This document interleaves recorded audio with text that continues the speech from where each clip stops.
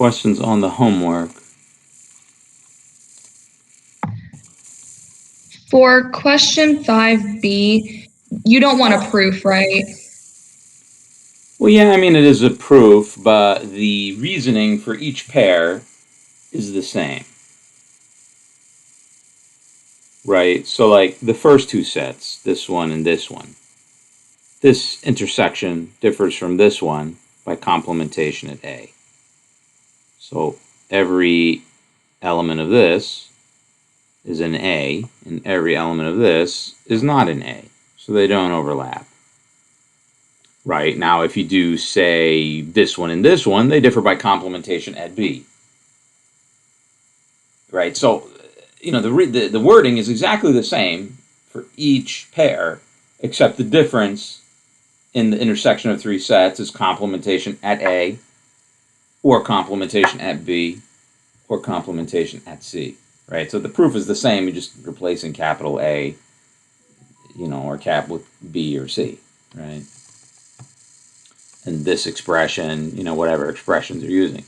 This expression for these two. Something like that. So here in part A, you're going to explain why this and this are different, right? Because of complementation in B. Everything in here is an element of B. Everything in here is not an element of B. So now for any other pair, it's the same. It's the same reasoning. So that's kind of what I'm trying to get you to do. Is that clear, you guys?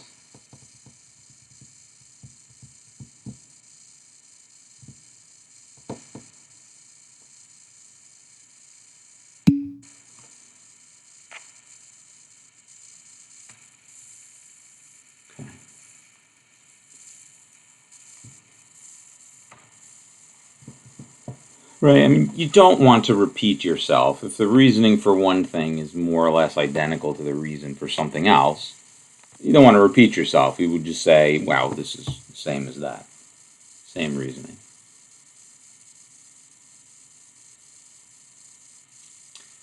In actuality, here, in this one, in this problem, showing A intersection C is a subset of B intersection C, and then showing B intersection C is a subset of A intersection C.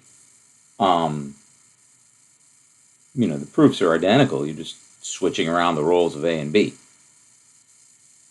You may not have noticed it in that, or maybe you did. But if anybody said, well, at first you show A intersection C is a subset of B intersection C, and then for B intersection C is a subset of A intersection C, if you just wrote, well, it's the same as the other one, just exchanging the roles of A and B, I'm fine with that. As a matter of fact, if you did write that, that's great. If you didn't, it's fine. We're just starting out here. I'm not going to be a pro at it immediately.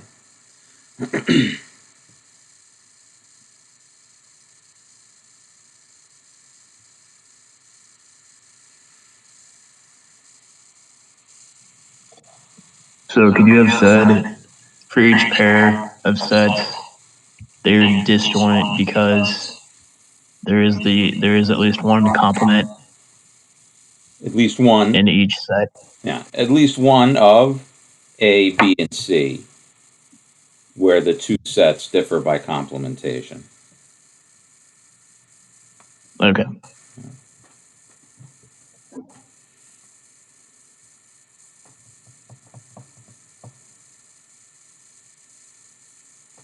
It's a challenge, a writing challenge. How do you express the idea from part A more generally for part B?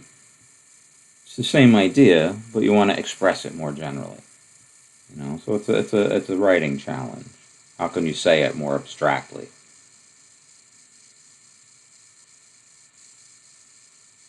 I know you all understand, that they are similar, right? But you don't want to write out every pair, the proof for every pair. I mean, how many pairs are there? I mean, there's eight things here, eight different sets here, and as far as pairs of sets by 8, there's how many? There's 8 times 9 over 2. So 36. You don't want to do it for all 36 pairs.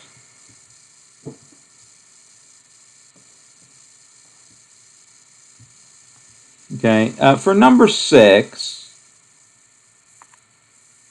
so for problem number 6,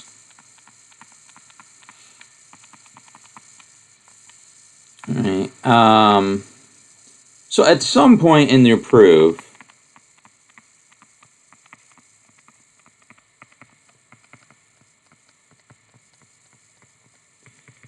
you will have to assert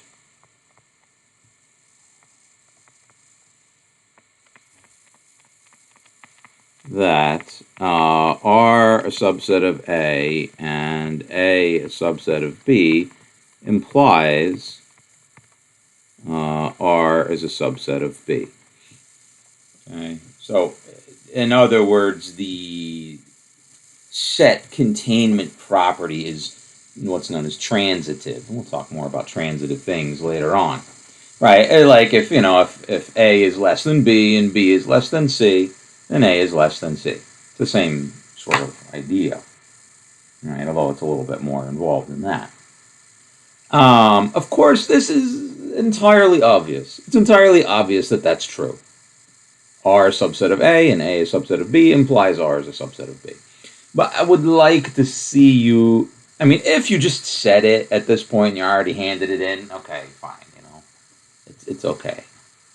Or maybe you may want to redo it.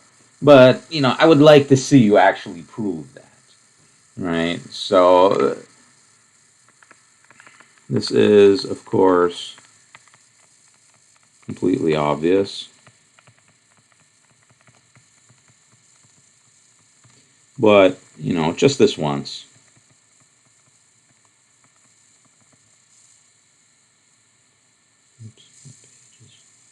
Old. Just this once. Let's see a proof. An actual proof of that fact.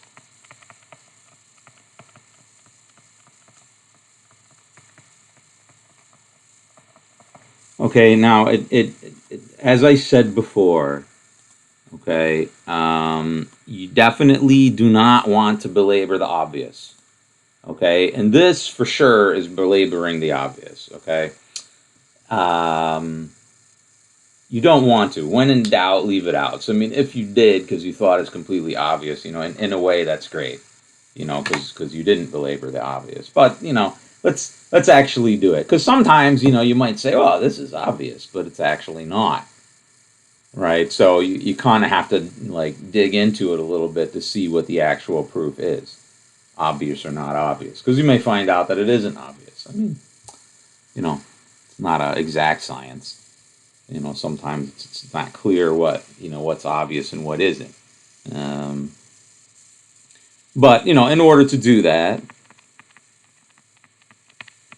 to show that R is a subset of B, right? Let X be an element of R, and then show that X is an element of B.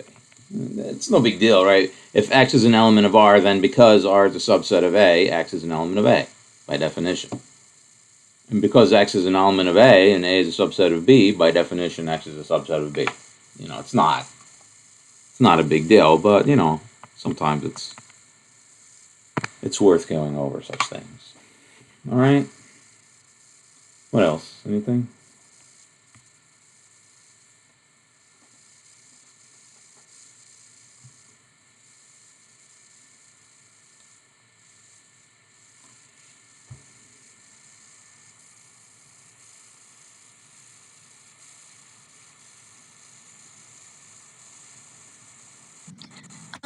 For number 6, what you explained, can we do a little proof after the proof that we already wrote, or do you Yeah, want that's it? fine. That's just fine. Right.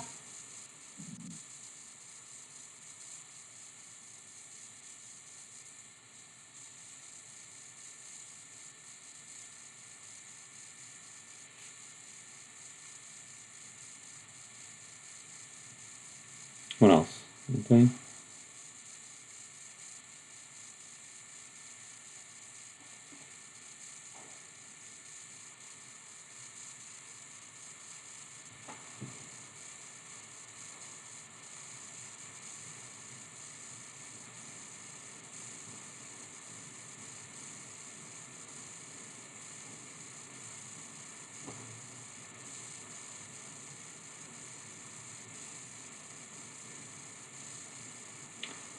So, by the way, I said it last time. Like, if you have a proof and you're kind of like, well, I wonder if it's right or not right.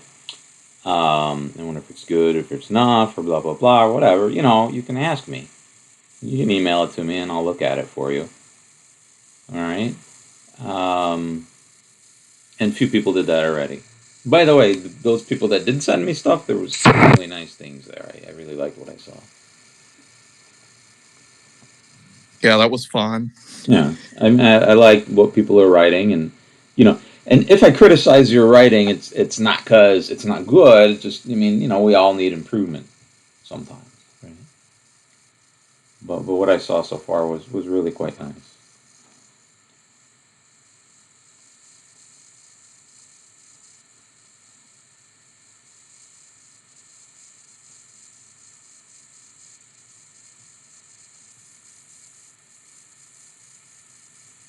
All right, so we'll meet on Wednesday at the beginning. So come a few minutes early so we can get everything emailed and make sure our webcams are up and running. Okay. So moving on to the next chapter, and I'll have an assignment for this chapter posted later. So chapter 4 is on functions. No, when we say functions, it's a little bit of a loaded word because, you've been using the term function in your pre-calculus and calculus classes, since ninth grade or 8th grade or whatever the case might be. Those are functions, those things, those algebraic expressions, right? Those are functions, but they're not the most abstract, be-all, end-all definition of a function. Okay, far from it, actually. Okay, so what we're talking about here is something that is much more abstract, but is what a function is in its most general sense. So it's going to be different than what you're used to. All right, although we will get into some of the stuff that you're used to as well.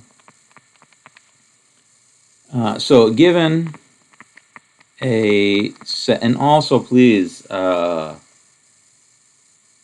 concept of a function, okay, is confusing typically for students the first few times they hop into it. Okay, it's going to take a little bit more effort and time on your part to get the concept down. Okay, so in those two math classes, the 4 math classes that really use this, like modern algebra and real variables, and combinatorics and graph theory to a somewhat lesser extent, the part about functions is just something that throws people off.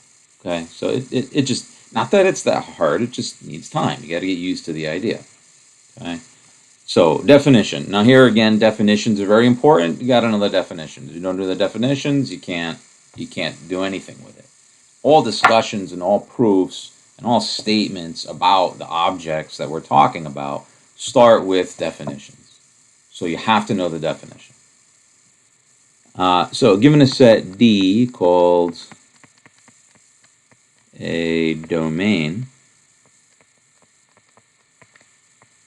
and a set R called a range,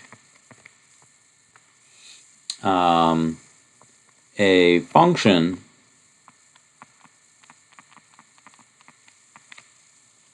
f colon d to r is an assignment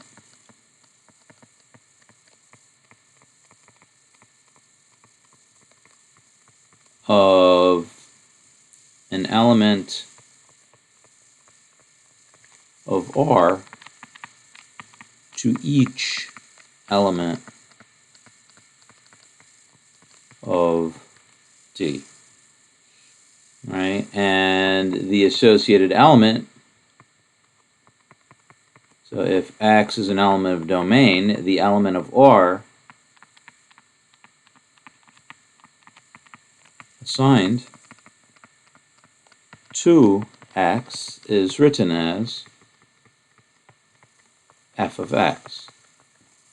Right, so there's that notation there. X is an element of the domain, f of X is an element of the range. Now, when you're doing calculus and pre-calculus, domain and range are just the real numbers. Right? Domain and range are always just the real numbers.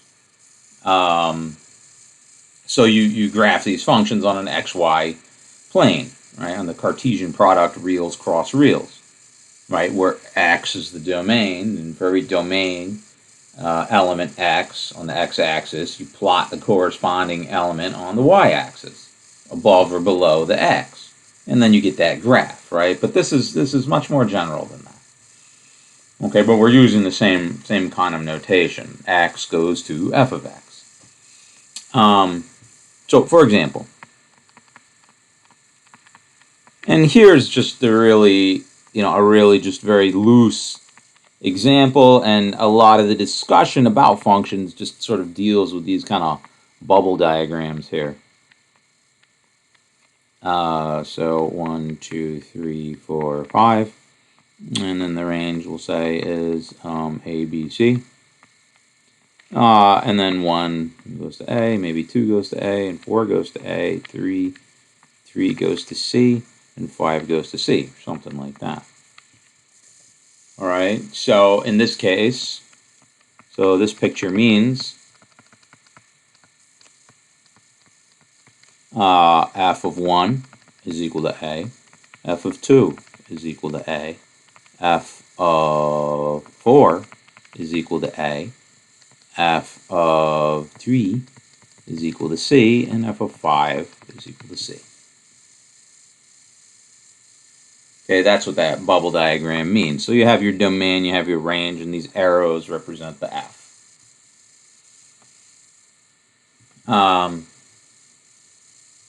Notice, by the way, a couple things about this example.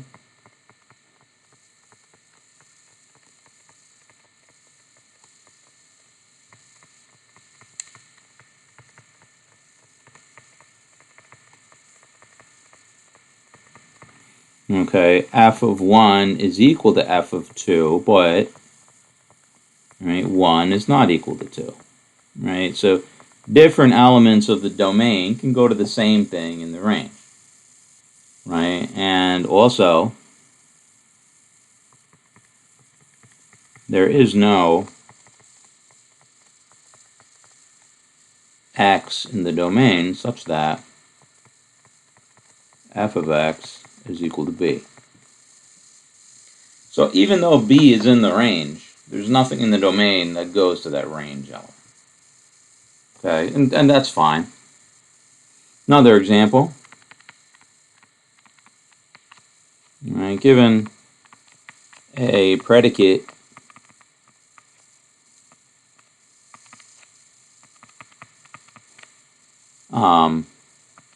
p of x, right, with domain D,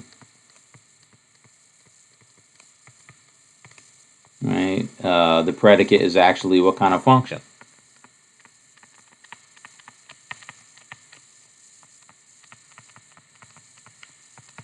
P from the domain to what's the range with predicates? True, false. True, false. Right, it's a function whose range values are true and false. So for everything in the domain, right, you plug that thing into the P, and you plug that x, and for every x in the domain, you plug it into P, and it becomes true or false, depending on what x is. Example. Right, if R is a set of real numbers, well, so in calculus and pre-calculus, the term function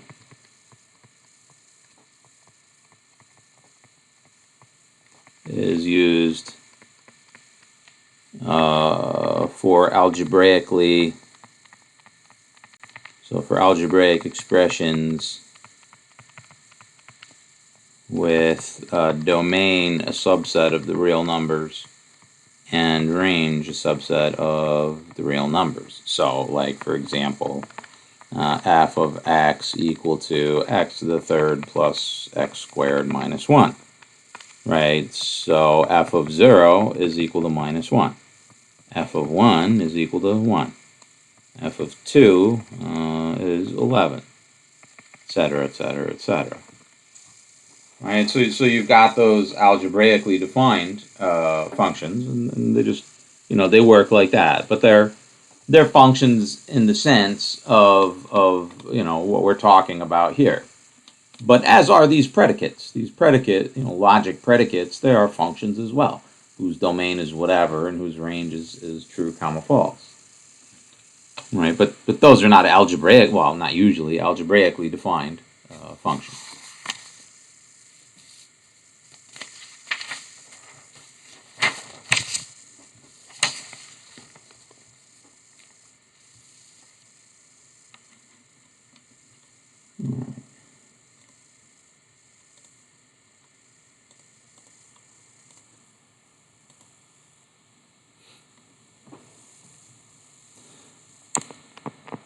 Definition. A lot of definitions here. Okay, you got to get straight on these definitions. Okay, given a function f, so we've got a function. We're not defining domain to range. We're not defining a function, we just have some function. Given a function f from D to R and a subset A of D, the image of A under F is defined as, so we write f of capital A. Right? I mean, A is not an element of the domain, it's a subset of the domain, but we write capital F of A. And that notation means it's the set of all f of little a, such that little a is in A. So, for example, so let's take some function defined like this.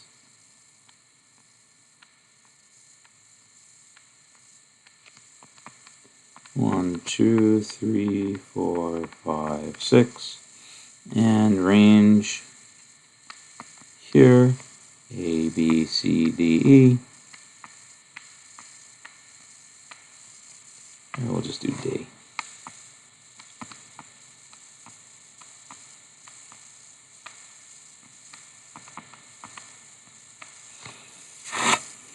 So we'll say 1 goes to A, 3 goes to A, 2 goes to B, C, C, and we'll say 6 goes to B as well. Nothing goes to D.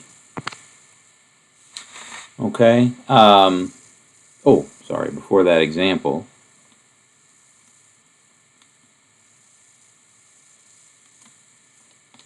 Before we do that example, one other definition. Again, lots of definitions. Okay, lots of definitions here, and that's part of the problem as to why, it's a little difficult sometimes for students is because we're throwing a lot of definitions at you, and that makes it difficult for anybody. But maybe you're not quite aware that that's what makes it difficult. So when mathematicians talk to each other and give talks about their research and stuff like that, like it's often customary when the speaker is giving lots of definitions that he apologizes for it. So, because we all know it's a pain to memorize the new definitions, but at some point you have to do it. All right. So given a function f from D to R and A a subset of D, the image is this, and then when A is equal to D, we call the image f of D the actual image of f. Let me say it differently. So the image of A under F is that the image of F itself is just F of D, which is usually written as, so it's the image of the whole domain. So here this is an image of the subset of the domain. This is an image of the whole domain, which is often written as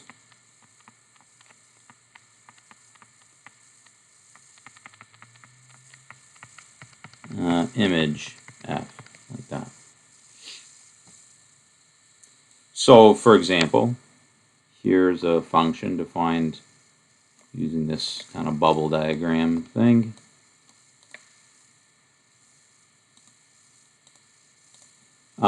So the image of all of F, and again F is given by these arrows here, the image of all of F is what? Right? It's everything that has an arrow going into it. Right? Everything in D has one arrow going out, but things in the range can have many arrows going in or none at all. So it's everything. It's the set of all F of D, or F of X, such that X is in D.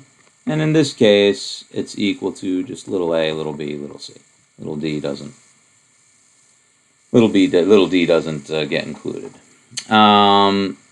Or if we have, say, A is equal to some subset, about 1, 3, 5.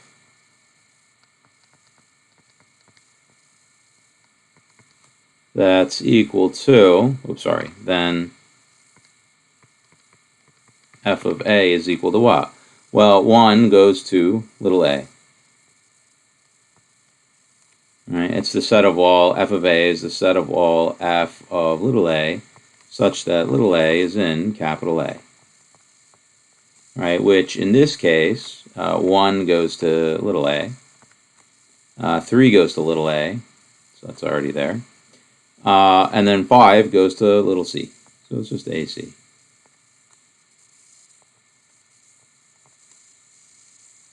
Or if we had something like this, A is equal to 1, 2, 3, right, then F of A is equal to what?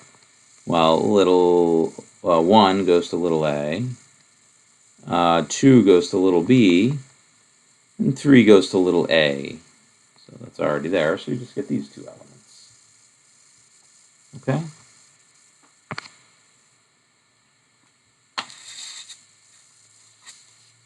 All right, so, for example, let's try to prove something.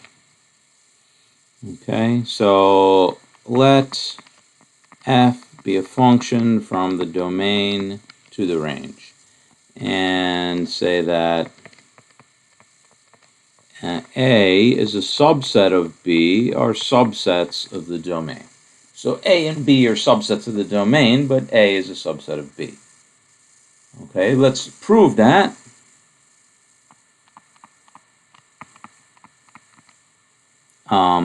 The image of A is a subset of the image of B.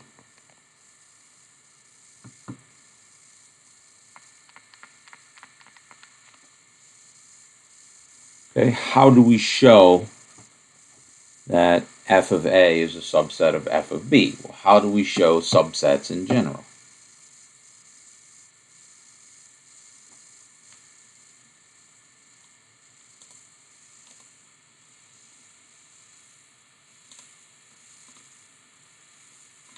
How do you show one thing as a subset of the other? I suppose I should have the definition showing. Show that X is in that one thing implies that X is in the other thing. Right, exactly. So the first sentence of such a proof is let X be an element of F intersection A, or sorry, F of A. So again, that's the first sentence. All right, so let's not use x. Let me say let y be an element of f of a. What does that mean? Y is an element of f of a. So there's the definition of f of a right here in front of us. That's the definition of f of a. And y is in there. Letter y is in f of a. So, by definition, that means y equals what?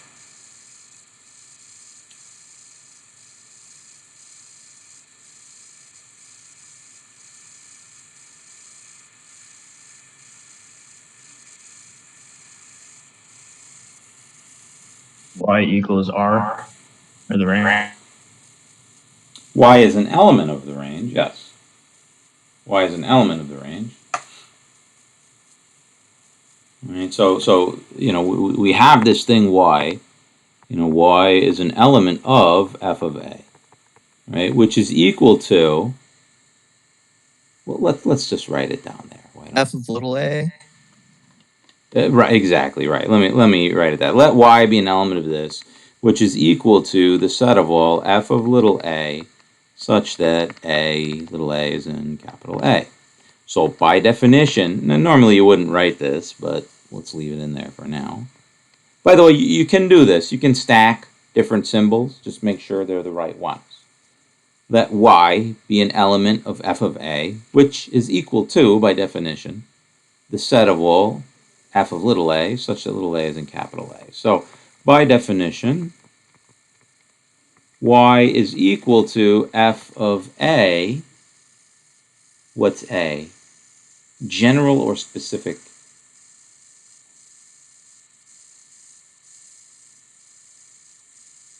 Any a? Or some specific a?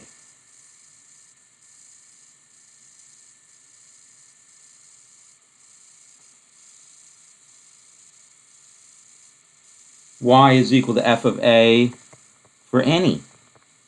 A and a, or for some a and a. Is it some specific little a and a, or any particular one? Look at the example here. Look at the example. Right? So like here, when a is equal to 1, 3, 5, right, then f of a is equal to a comma c.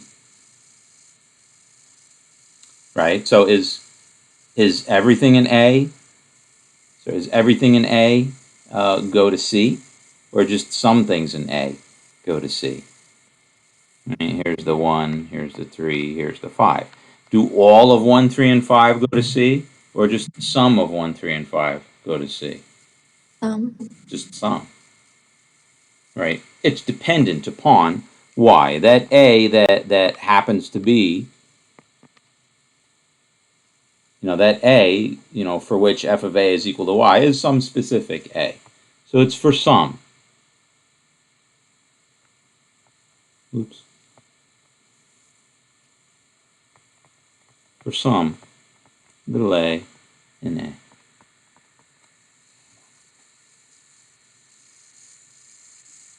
Can you start out like that? Can we start out by saying let f of a be an element of f of a and just kind of skip over that bit? Let f of little a be in capital F of a, therefore a is in a. So it's different, it's subtle, right? Here, for any y in the image, there is, so for every y in the image of a, there is some element of a going to that image element. This is saying for every domain element that goes into f of a, that domain element is in a itself. Is that true? Sorry, I'm not saying it quite right. I said it right, but not smoothly. For every domain element that goes into the image of a, that domain element must have been an A. For every domain element that goes into the image of A, that domain element must be an A. Absolutely must. Is that true?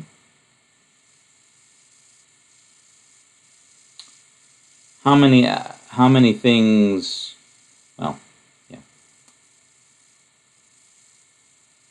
Right, so look at this here. Right, A is 1, 3, 5, and the image of A is little a, little c.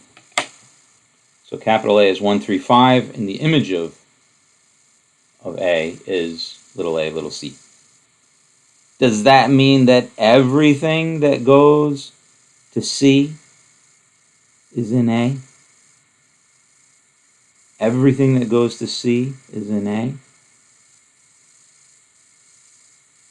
Every domain element that maps to C? No. No. Which one's missing? Which one isn't? What domain element goes to C, but it's not in? 5. Yeah. No, 4. 4 or 5 is in A. Which domain element is not in A, but yet goes to C? 4. 4. Right? So 4 is in the domain, and f of 4 is equal to C. So f of 4 is in the image of A, because C is in the image of A. But 4 is not in A. Subtle. Okay? F of 4 is an element of the image of A, but 4 is not in A.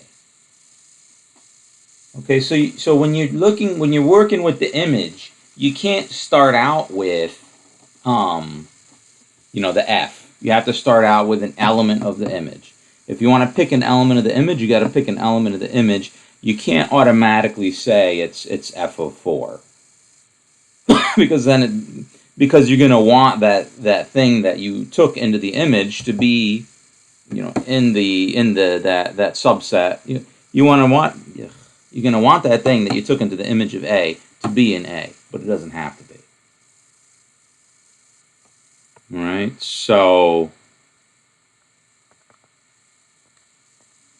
you have to start it out the way I am doing it down there. All right, so this doesn't work. All right, so to show f of A as a subset, the image of A is a subset of the image of B, let y be an element of the image of A.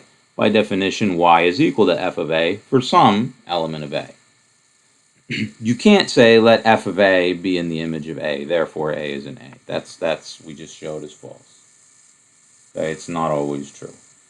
Subtle difference, but an important one.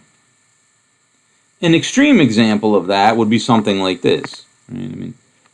Like here's the domain and here's the range, and then you got all these domain elements here, and a few range elements here, and then everything in the domain just goes to one thing in the range. Right? So now the image of any subset of the domain is just this one thing.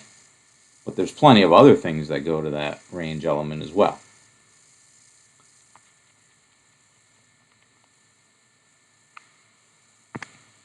All right, so to show that image of A is a subset of the image of B, let y be in the image of A. By definition, y is equal to f of little a for some A in A. Okay, well, because A is a subset of B,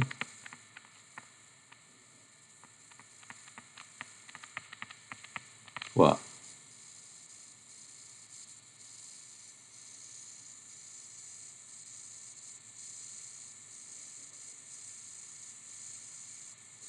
Because A is a subset of B, what happens?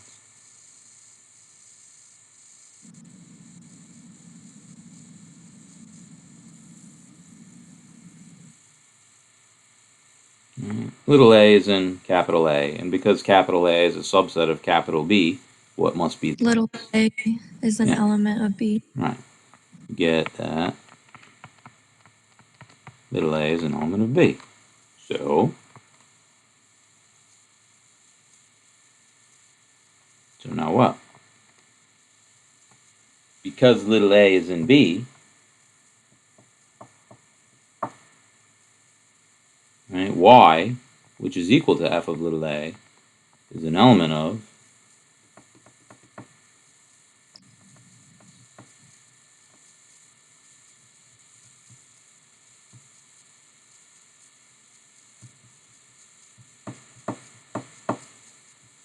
so a is in B, right? What's f of B?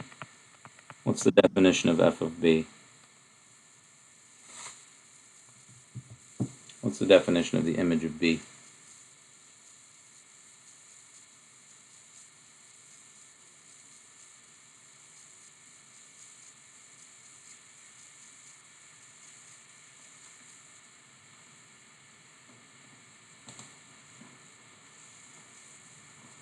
So, unfortunately, somehow, we're tempted to use little a with capital A, but there's nothing sacred about the capital lowercase relationship here, right? It's really, I mean, to not be misleading, one should actually write this.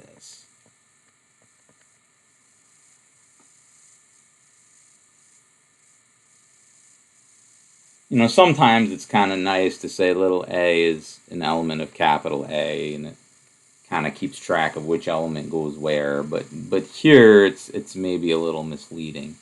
Let's write it like this instead.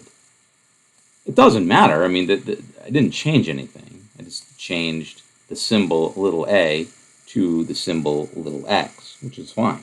Doesn't change the definition at all. So let's do it that way.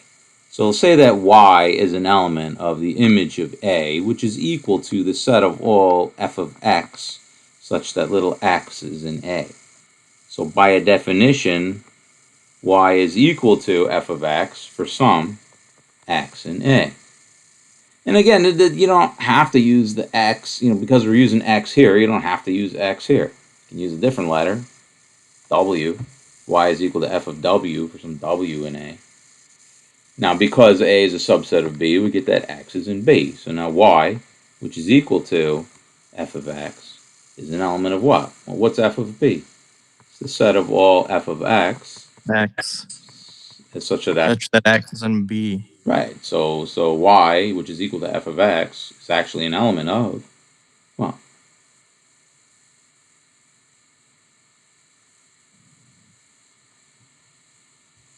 is an element of what? Is it an element of this? Yeah. Yeah, absolutely. F of B. F of B, yeah. F of B or the image of B.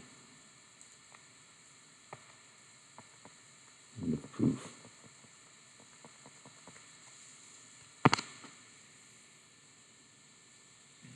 Takes kind of getting used to a little bit. Right. I mean, there's no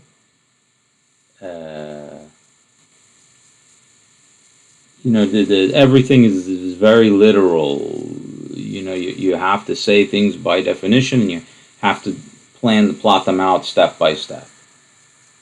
Okay, you have to be brief as well, but you do have to be complete. By the way, notice this is an English sentence, okay? These symbols stand for words. Not that you always have that the symbols stand for words, okay? But in this sentence, they do. So now, comma, if you want, y is equal to f of little x, which is an element of the image of B. So that's a sentence. It's just using shorthand symbols rather than words. Right, but the words are there. That's what this sentence is. So now y is equal to f of x, which is an element of the image of B, period.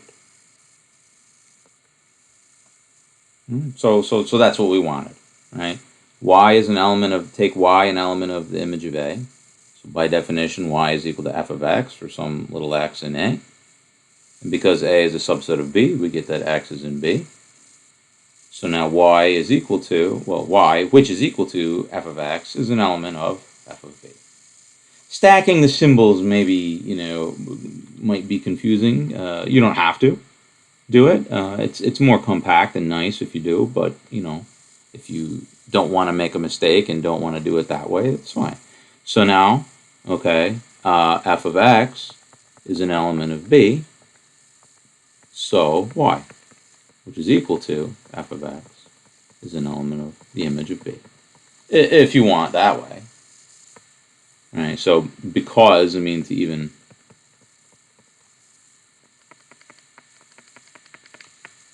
We have Y is an element of f of B, period. And there's the end of the proof. So, the proof could be written this way or that. This is a little too wordy, maybe, but that's fine. Too wordy, but it's still to the point. So, let's write it out the other way.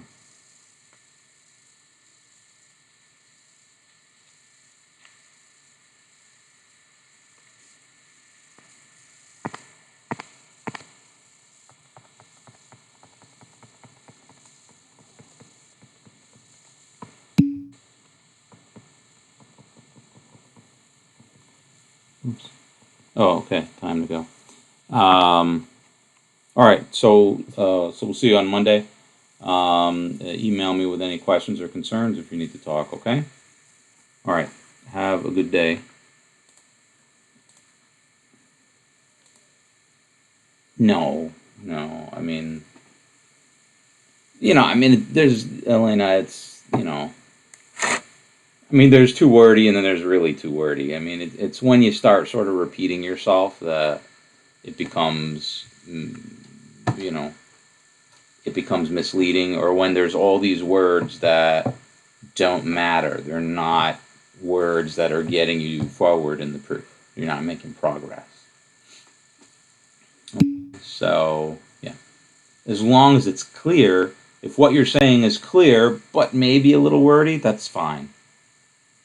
Okay, in that case, wordiness is fine when you're being clear and not repeating yourself.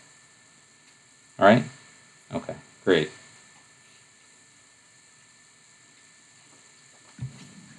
I wasn't sure if you saw my last email. It was like right before I started. What'd you say? I sent you the mini proof, Oh, let me and start I was here. asking if that